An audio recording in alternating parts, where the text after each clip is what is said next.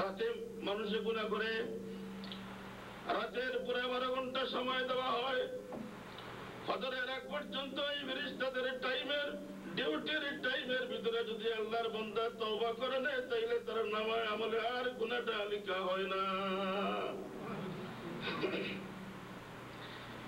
এতটুকু সময় পাওয়ার পরেও আল্লাহর বান্দা তওবা করে না, গুনার পর গুনাহ করতেছে, কবিরা গুনাহ একটা করছে আবার করতেছে, মিথ্যা একটা বলছে আবার বলতেছে, আবার বলতেছে, বলতে বলতে শেষ পর্যন্ত তার সমস্তটা অন্তরকে, সমস্তটা দিলকে কালো করে নিয়েছে। আল্লাহর নবী বলেন একটা কবিরা গুনাহ করলে আপনার অন্তরে, আপনার দিলের উপরে একটা কালো স্পট পড়ে।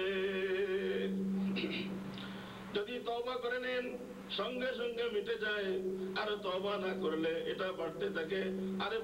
আরেকবার একটা কবিরা গুনাহ করলেন, আপনার স্পটটা বাড়তে থাকলো।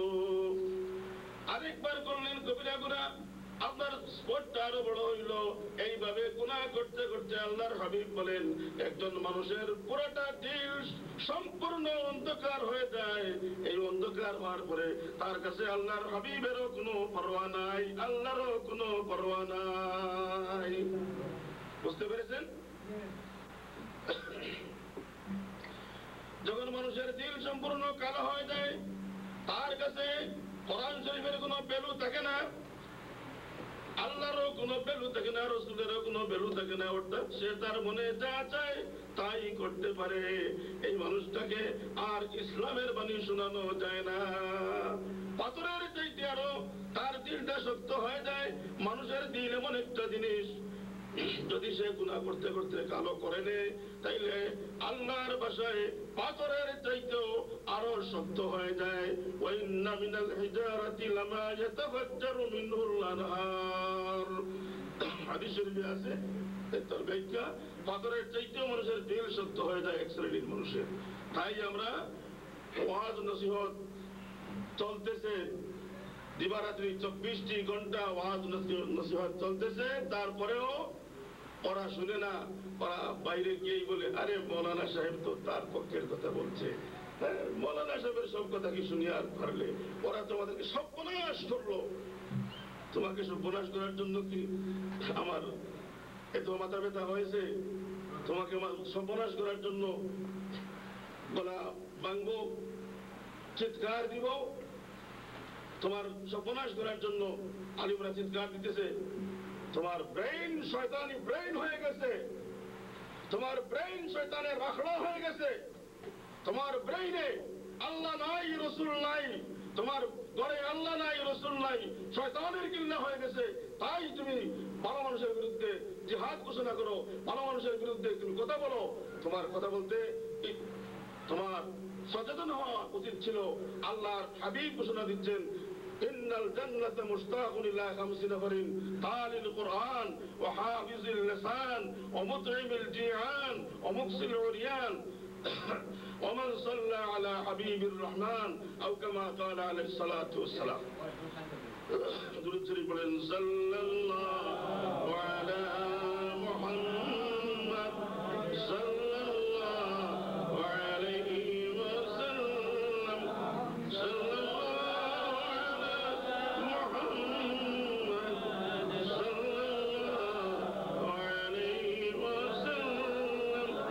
ভাইরা আমার, আপনারা কথা শুনবেন না আপনারা আবার বলবেন যে উনি তো কড়া কড়া কথা বলতেছে, আমরা অ্যালোপ্যাথিক মেডিসিন বেশ ব্যবহার করতে পারি না, আমরা হোমিওপ্যাথিক ওষুধ হইলে একটু ভালো হয়। আপনারা কোনটা চান বলেন? অ্যালোপ্যাথিকটা চান না হোমিওপ্যাথিক চান? অ্যালোপ্যাথিক চান। আবার অ্যালোপ্যাথিকটা চাইলেও এখানে একটা কথা আছে। অ্যালোপ্যাথিক ঔষধ নিলেন প্রাণীতে, ডাক্তার সাহেব দাগ কাটিয়ে দিয়েছে, এই 7টা দাগ বা 9টা দাগ কাটিয়ে দিয়েছে, আর ওই এক এক টাইমে এক এক দাগ ঔষধ খাইতে হয়। আপনি আসার সময় কেউ বললো ঔষধ তো অত্যন্ত তিতা, আপনি আর ঔষধ খান না। ঔষধের খাওয়ার টাইমে ঔষধের নাম উচ্চারণ করেন।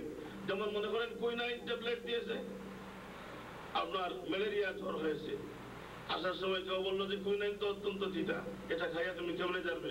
এখন কুইনাইন খান না, আপনি কুইনাইন খাওয়ার সময় আসলে বলেন কুইনাইন কুইনাইন কুইনাইন, কাজ হবে? আরে বলেন না। তো ইসলাম ইসলাম ইসলাম সারা জীবন বললে কাজ হবে? ইসলামের উপর আমল করতে হবে, ঠিক কিনা? তাই আমাদের প্রয়োজন আছে আজকের দুনিয়ায় ইসলামের কথা কড়া হইলেও সত্য হইলেও আমি শুনবো, কাজে লাগাবো। আল হাক্কু মুররুন লাউ কানা দুররান, সত্য কথা এটা কড়াই হয়, সত্য কথা সবসময় কড়া হয়, সত্য হয়, কিন্তু মানলে মতির চাইতে ভালো, মতির চাইতে দামি, মতির চাইতে মূল্যবান।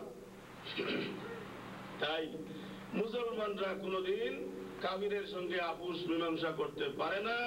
তাই আমার নবী হযরত মুহাম্মদ মুস্তাফা সাল্লাল্লাহু আলাইহি সাল্লাম কাফিরের সঙ্গে আপোষ মীমাংসা করতে পারেন নাই। বদরের যুদ্ধ করতে হয়েছে, উহুদের যুদ্ধ করতে হয়েছে, খায়বরের প্রান্তে যাইতে হয়েছে। আল্লাহর হাবিব 27টি যুদ্ধে অংশগ্রহণ করেছেন। আল্লাহর নবী 27টি যুদ্ধের সেনাপতি ছিলেন। অবশ্য এখানে একটা কথা আছে, এই 27টি যুদ্ধের সেনাপতি যদিও আমার নবী ছিলেন, কিন্তু কোন যুদ্ধে আমার নবীর দরবারে তারা এক কাফিরের কোন জমিনে গিরে নাই। তার কারণ কি? নবী যেহেতু আপনি আমার নবী, ইসলাম প্রচার করা আপনার দায়িত্ব, ইসলামের বাণী মানুষের কানে পৌঁছে দেওয়া আপনার দায়িত্ব। সেই দায়িত্বে যারা বাধা দিতেছে এদের সঙ্গে যুদ্ধ করা আপনার ডিউটি। কিন্তু তারপরেও আপনাকে টাইটেল দিয়েছি আমি, ওয়ামা আরসালনাকা ইল্লা রাহমাতাল লিল আলামিন। আপনাকে টাইটেল দিয়েছি আমি রাহমাতুল লিল আলামিন। যদি আপনার দরবারের দ্বারা একটা কাফিরের খুন জমিনে গিরে যায়, তাইলে রাহমাতুল লিল আলামিন টাইটেল জায়গায় থাকবে না, ঠিক কি না? তাই আল্লাহর নবীর দরবারের দ্বারা কোন কাফিরের খুন জমিনে গিরে নাই, কিন্তু সাহাবায়ে কেরাম কাফিরদেরকে মারছেন, মার খেয়েছেন, শহীদ হয়েছেন।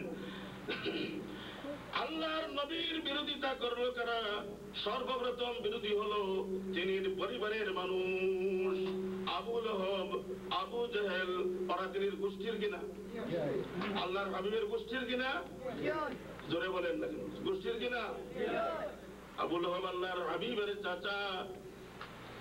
হুজুর আকরাম সাল্লাল্লাহু আলাইহি সাল্লাম যেদিন ডাক দিলেন, ওয়া আনজির আশীরাতাকাল আকরাবিন, আয়াত নাযিল হওয়ার পরে আল্লাহ বললেন যে হে নবী, আপনার পরিবারের মানুষকে ডাক দেন, আপনার পরিবারের মানুষকে ইসলামের বাণী শোনান।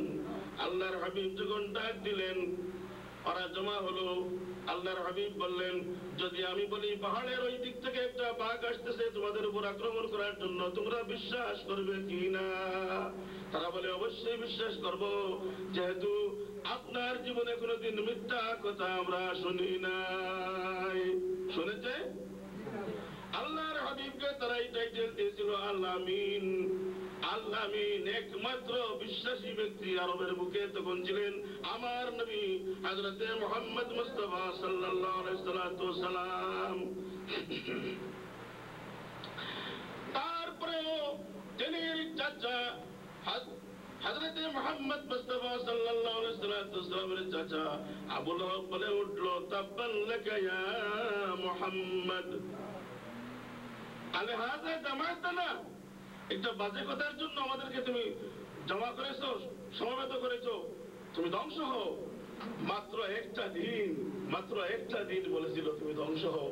আল্লাহর হাবিবকে আল্লাহ তার পক্ষ সমর্থন করে, আল্লাহর হাবিবের পক্ষ সমর্থন করে একটা সূরা নাযিল করে দিলেন, যে সূরার তিলাওয়াতের মাধ্যমে কিয়ামত পর্যন্ত আবু লাহাবের সিনায় গালি পড়তেই থাকবে, আবু লাহাব গালি খাইতেই থাকবে।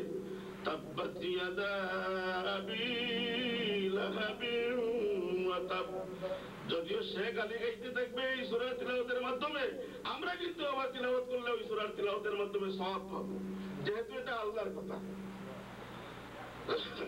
এটা যদি আবার এখানে চিন্তা করেন যে এই সূরা যখন গালি সূরা ঈদের নামাজের পড়বো না, এটা কিন্তু সাংঘাতিক মারাত্মক ভুল হবে। নামাজে আপনি এটা পড়লেও আপনার সওয়াব হবে। আরে ভাই, এটা তো হলো আল্লাহর নবীর কথা। সব কথা আমি বুঝে গেছি, আপনাদেরকে বলার সুযোগ হবে না আমি জানি, সময় অল্প থাকবে, যদিও অনেকটা সময় আছে এখনো, তারপরেও আমার কাছে লাগছে সময় অল্পই থাকবে। আল্লাহর হাবিবের ব্যাপার হলো এটা। আল্লাহর হাবিব ছাড়াও যারা দুনিয়াতে আল্লাহর হাবিবের দ্বারক বাহক আছে, আল্লাহর হাবিবকে মানে যারা, যারা আল্লাহর হাবিবের কাছ থেকে ধারাবাহিক ভাবে ইলমে মারিফতকে হাসিল করেছে, এদের নাম হলো কি? ওলি। এদের নাম হলো কি? এদের নাম হলো আউলিয়ায়ে কেরাম। আউলিয়ায়ে কেরাম, ওলিদের সঙ্গে যদি কেউ কোনো বেয়াদবি করে, তাইলে আল্লাহর পক্ষ থেকে যুদ্ধ ঘোষণা হয় কিনা? বলেন আপনারা, হয় কিনা? হয়। এই হাদিস আমার সামনে আসলে এখন